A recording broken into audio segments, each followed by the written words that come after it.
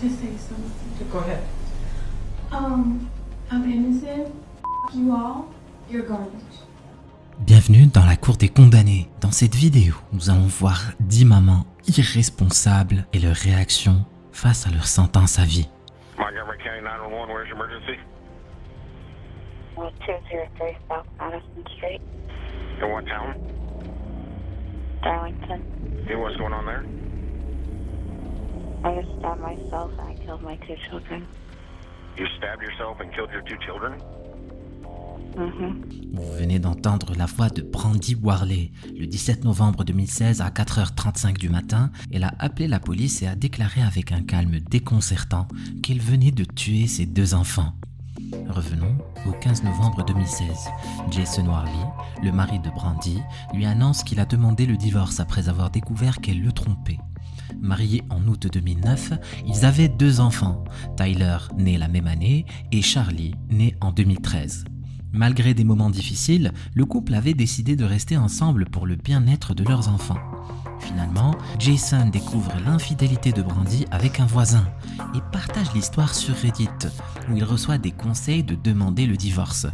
Ce qu'il fait.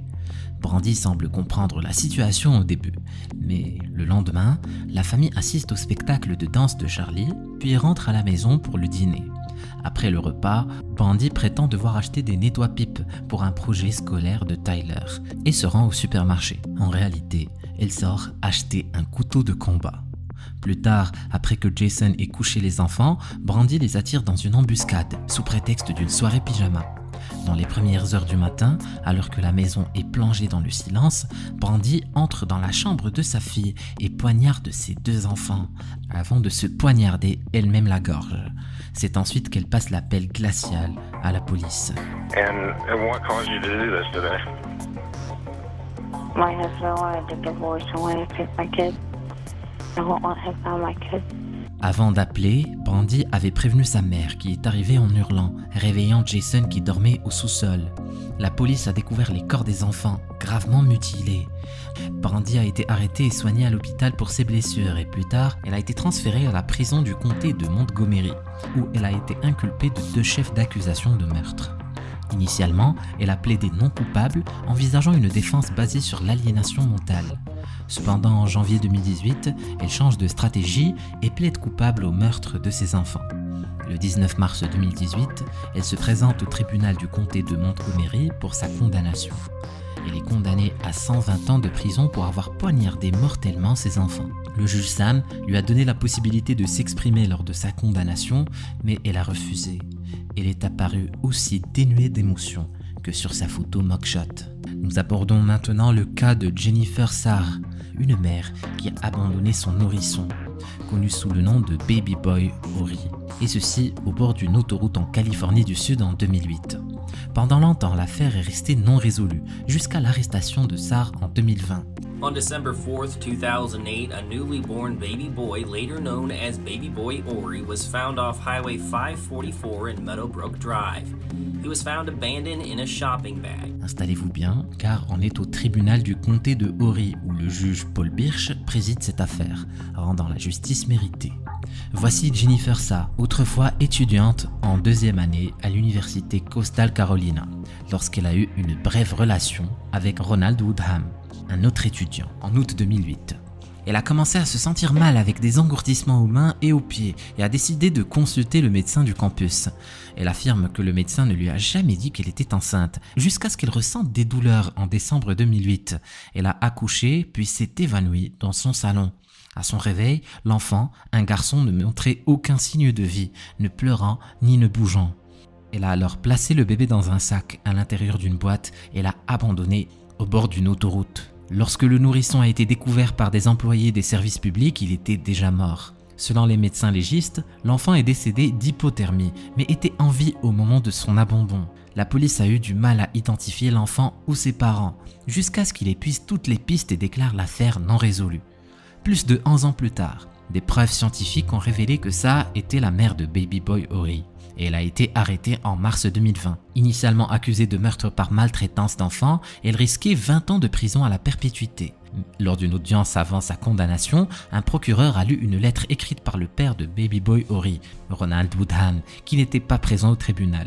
Il demandait qu'on respecte son intimité ainsi que celle de sa famille endeuillée et remerciait ceux qui avaient assuré que son fils n'était jamais seul lors de sa mort. Le 15 septembre 2022, Sarr a plaidé coupable à une accusation réduite d'homicide volontaire dans le cadre d'un accord de plaidoyer. Le 15 juin 2023, elle a été condamnée à 10 ans de prison, dont 4 avec sursis, et une réduction supplémentaire pour les 2 ans passés en assignant à résidence. Après la lecture de sa sentence, elle est apparue très émue et a même présenté des excuses. I'm sorry. I am truly sorry. I am sorry. That I couldn't provide the help that I needed for my child. And I will live with this for the rest of my life. Direction maintenant le tribunal pénal du comté de Shelby, où le juge James Lamy préside l'affaire de Shanitia Gardner, une mère de 35 ans qui, le 1er juillet 2016, a tué 4 de ses 5 enfants dans leur appartement du comté de Shelby. À l'arrivée de la police, les corps des enfants étaient découverts avec de graves blessures par arme blanche, seul l'aîné ayant réussi à s'échapper. Voici Gardner, une mère du Tennessee qui a brutalement poignardé et tué 4 de ses enfants en leur tranchant la gorge. Malgré les arguments de sa défense selon lesquels elle souffrait de maladie mentale, le juge James a rejeté la thèse de l'aliénation mentale et Gardner a été reconnu coupable de 20 chefs d'accusation, dont meurtre au premier degré, maltraitance, négligence et mise en danger d'enfants. Our community has suffered an egregious act of evil and a tremendous loss today. We were called to the scene of a tragic event where we have 4 young children who have been killed. Quand l'histoire de ces 4 jeunes enfants tués par leur mère a été rendue publique, la nation a été sous le choc, et c'est compréhensible. Shanitia Gardner semblait être une excellente mère, jusqu'à ce qu'elle tranche la gorge de ses 4 plus jeunes enfants. Les 4 victimes étaient Talan, âgé de 4 ans, Saya de 3 ans, Savi de 2 ans et Yazi de 6 mois. 2 des enfants ont été retrouvés morts dans une chambre, tandis que 2 autres étaient dans le salon, et le corps de Yazi était encore dans son siège auto. L'aîné Dylan Clayton, 7 ans à l'époque et enfant d'une précédente relation, s'est enfui de l'appartement indemne et c'est lui qui a alerté les voisins. Les voisins ont rapporté avoir vu Gardner sortir de l'appartement avec un grand couteau à la main avant de retourner chez elle. Il aurait également contacté son mari, Martin Gardner, le père des 4 enfants qu'elle avait tués avant l'arrivée de la police. Elle a avoué avoir tué ses enfants avant d'être arrêtée et placée en détention lors d'un procès sans jury. L'équipe de défense de Gardner a plaidé qu'elle était schizophrène paranoïaque et avait un historique de problèmes de santé mentale. Ils ont même cité un incident de 2015 où Gardner était extrêmement paranoïaque, pensant que quelqu'un voulait nuire à elle et à sa famille. Le procureur en chef Eric Christensen a cependant déclaré qu'elle était consciente de ses actes. Notre position dès le premier jour est qu'elle avait une maladie mentale, mais nous avons toujours estimé qu'elle pouvait comprendre la gravité de ses actions, a-t-il déclaré. Notre objectif était de rendre justice à ces 4 bébés, Talan, Saya, Savi et Yazi. Le juge, d'autre part, a également rejeté la thèse de l'aliénation mentale, la jugeant coupable du crime tout en argumentant qu'il croyait qu'elle avait des problèmes mentaux, mais qu'elle ne vivait pas d'épisode psychologique le jour des meurtres. Passons à l'affaire de Joanne Cunningham, tristement célèbre pour le meurtre tortueux de son fils de 5 ans, A.G. Un cas qui a secoué non seulement la nation, mais aussi le monde entier. Le juge Robert Wilbrandt préside cette affaire et condamne la mère à 35 ans de prison pour le meurtre de son fils le 18 avril 2019. Cunningham, alors enceinte de 7 mois, et Andrew Freund, le père de A.G., avaient signalé la disparition du petit garçon, prétendant l'avoir vu pour la dernière fois en le couchant le 17 avril 2019. We have a missing child. Woke up this morning and he wasn't. How old is the child? Yeah, missing child. Yeah, how old is he? He's 5. Apparaissant très ému dans les clips d'actualité, il suppliait le public d'aider à retrouver son fils. personne n'aurait pu soupçonner que cette mère en larmes était en réalité celle qui avait tué son enfant. Cependant, quelques jours plus tard, les enquêteurs et la police ont commencé à la soupçonner, car les chiens de recherche n'avaient détecté que son odeur dans la maison familiale. Étrangement, elle a cessé de coopérer avec les enquêteurs, bien que son avocat ait déclaré qu'il lui avait conseillé de garder silence, étant donné qu'elle était considérée comme suspecte. I realized that the police consider her to be a suspect. Based on that, I advised Min Cunningham to remain silent at that point. Le 24 avril, la police, grâce à une analyse technique, a découvert une vidéo sur le téléphone de Cunningham. Elle avait enregistré son fils nu et apparemment gravement battu sur un matelas. La vidéo avait été partagée avec son père qui a étrangement offert une explication. Il a déclaré que le 14 avril, le garçon avait menti au sujet de ses sous-vêtements souillés et la maman avait eu recours à la violence pour lui faire avouer la vérité. Andrew a raconté qu'il avait demandé à Cunningham d'arrêter de frapper l'enfant et de trouver une forme de punition moins violente, ce qui a abouti à ce que la mère place l'enfant sous une douche froide pendant longtemps. Elle l'a frappé à plusieurs reprises à la tête avec le pommeau de douche. Edgy y est resté environ 20 minutes avant qu'Andrew ne l'aide à sortir de la douche. Le 15 avril, à 3h du matin, Cunningham l'a réveillé, disant qu'Edgy ne respirait pas. Le couple a cherché sur Google comment réanimer un enfant, et quand cela n'a pas fonctionné, il a décidé de gérer la situation. Il a enveloppé le corps de son fils décédé dans un bac en plastique dans le sous-sol et l'a enterré quelques jours plus tard dans une tombe peu profonde à quelques kilomètres de leur domicile. Après cette confession glaçante, le père âgé de 63 ans a conduit la police à l'endroit où il avait enterré son enfant. Et le corps a été exhumé. Une autopsie a révélé que l'enfant était mort de multiples traumatismes contendants à la tête et le couple a été arrêté. En décembre de la même année, Cunningham a plaidé coupable de meurtre au premier degré, tandis qu'Andrew a d'abord plaidé non coupable avant de changer d'avis en juillet 2020. Cunningham semblait submergé d'émotions, même derrière son masque, alors que le juge lisait sa sentence. Extrêmement ému, et s'est adressé au tribunal, s'excusant pour son crime. She is hereby sentenced to a determinate period in the custody of the Illinois Department of Corrections of 35 years. To be served at 100%. I love him. I miss him. There's nothing I wouldn't do to bring him back. Décrite par les procureurs comme un cas sans précédent, plongeons dans l'affaire de Caitlin Marin. Au tribunal supérieur du comté de Hillsborough, le juge Charles Temple a condamné cette jeune mère à une peine de 45 ans à perpétuité. Elle a été reconnue coupable de meurtre au second degré dans la mort de sa fille de 3 ans, Brielle Gage, décédée des suites de blessures par contusion après avoir été violemment battue le 25 novembre 2014. La police a reçu un appel médical provenant de leur maison. Une équipe médicale est immédiatement arrivée à la maison pour découvrir un enfant de 3 ans gravement battu. Brielle Gage a été transportée d'urgence à l'hôpital, mais a malheureusement été déclarée morte plus tard, ayant succombé à des traumatismes contendants. Sa mort a été qualifiée d'homicide et la police a immédiatement arrêté sa mère. Celle-ci a avoué avoir battu son enfant parce qu'elle s'était mouillée et a été allée chercher de la nourriture dans la cuisine la nuit. Mais... A New Hampshire mother is under arrest tonight, charged with murdering her own 3-year-old daughter. Brielle Gage was rushed to the hospital 2 days before Thanksgiving, and as Paul Burton explains, neighbors had no idea there were any problems in the family's Nashua home. Selon le procureur adjoint principal Jeffrey Strauss, une autopsie a révélé que Brielle Gage avait plus de 50 blessures avec des ecchymoses sur tout le corps. Elle avait des côtes cassées, un hématome sous-dural à la tête et des poumons contusionnés. Marine l'avait attaquée à 2 reprises, la projetant sur des meubles et même à travers la pièce. De plus, la mère a frappé à plusieurs reprises la tête de l'enfant contre le sol, se blessant elle-même à la main et aux pieds.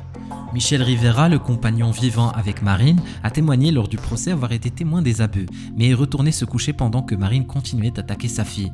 L'enfant a été laissé au sol avant que l'appel d'urgence ne soit finalement passé. Il s'avère que Brielle n'était pas la première enfant à subir des abus physiques de la part de Caitlin Marin. En effet, la division des enfants, de la jeunesse et des familles avait enquêté sur 10 différents cas d'abus et de négligence qu'entre elles.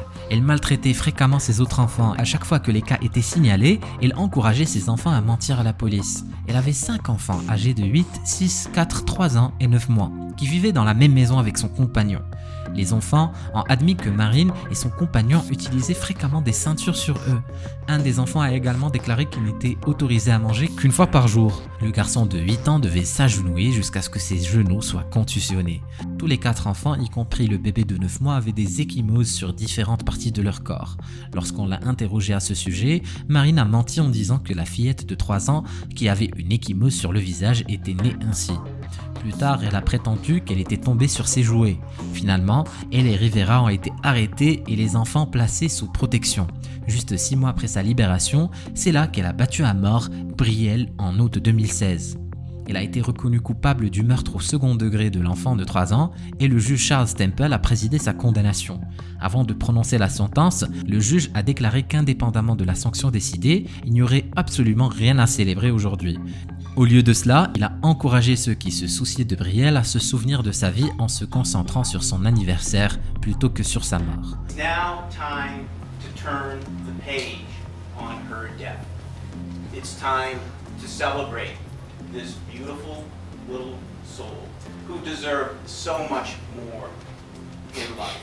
Marine a été condamnée à une peine de 45 ans à perpétuité, ce que le procureur adjoint principal a considéré comme juste.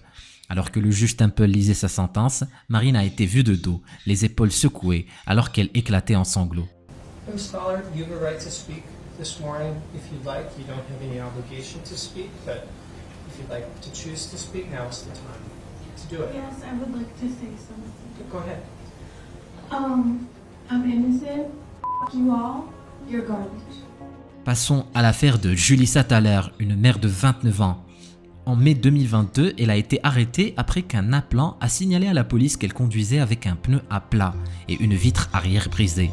Lorsque la police l'a interceptée et fouillé sa voiture, ils ont été confrontés à une vue étrange, mais ne s'attendaient pas à découvrir quelque chose de bien plus choquant.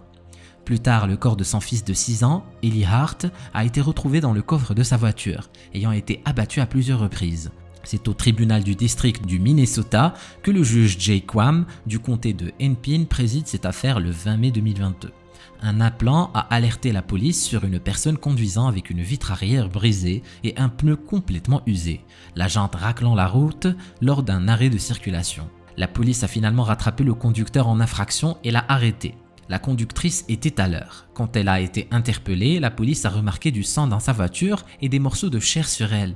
Quand on l'a interrogée, elle a prétendu que les morceaux de chair provenaient d'un cerf qu'elle avait acheté à la boucherie, tandis que le sang venait d'un tampon. Une demi-heure plus tard, la police a escorté Thaler chez elle et lorsqu'ils ont décidé de vérifier le coffre de sa voiture, ils ont trouvé le corps de son fils de 6 ans, Eli Hart, à côté d'un fusil de chasse. 10 jours avant la mort d'Eli, des travailleurs sociaux avaient recommandé d'accorder la garde complète de l'enfant à Thaler, malgré les nombreuses plaintes de Tory Hart, le père de l'enfant, concernant Thaler, qui avait un long passé d'abus de drogue, de paranoïa et d'autres problèmes de santé mentale. Malgré plusieurs visites de la police en 10 mois et la perte de la garde d'Eli en 2020, Thaler a finalement réussi à obtenir la garde complète. Elle avait été vue demandant des munitions pouvant créer les plus gros trous possibles dans un magasin d'armes et de munitions. La veille de la mort d'Eli, Robert Pickering, l'ex-petit ami de Thaler, a déclaré au tribunal que la mère et l'enfant s'étaient disputés parce qu'ils ne voulaient pas aller se coucher. Selon Pickering, Thaler a sorti un fusil de chasse qu'elle avait récemment acheté dans sa voiture, puis est revenu chercher Eli avant de redescendre. Il a dit s'être endormi et à son réveil, elle était de retour dans l'appartement. Plus tard dans la journée, le corps d'Eli a été découvert dans le coffre de la voiture de Thaler. Il avait été abattu jusqu'à 9 fois dans sa voiture sur le parking d'un parc régional du lac Minnetonka. Elle a été arrêtée et en janvier 2023 reconnue coupable de meurtre au premier et au second degré. Sa défense a déclaré qu'elle était innocente car il n'y avait aucune preuve concrète qu'elle avait pointé l'arme sur l'enfant et tiré. Le 16 février 2023, le juge Jay Quam l'a condamnée à la prison à vie sans possibilité de libération conditionnelle. Juste avant d'être condamnée, elle a eu l'occasion de s'exprimer et dans un acte audacieux, a dit ceci. I would like to say something. Go ahead. I'm innocent. You all, you're garbage. Le juge a réagi à ces paroles en disant « Madame Thaler, je ne sais pas si c'est approprié ici ». À quoi elle a répondu « Désolé, j'ai dit ce que quelqu'un d'autre ne peut pas ». Elle est apparue sans remords et a baissé la tête alors que le juge lisait sa sentence. Alors que les procédures judiciaires se terminaient et que tout le monde quittait le tribunal, Thaler a été vue faisant discrètement un geste obscène à la caméra. Ces adolescents ingrats ont commis des crimes juste atroces. Clique sur la vidéo pour en savoir plus. Vas-y, clique.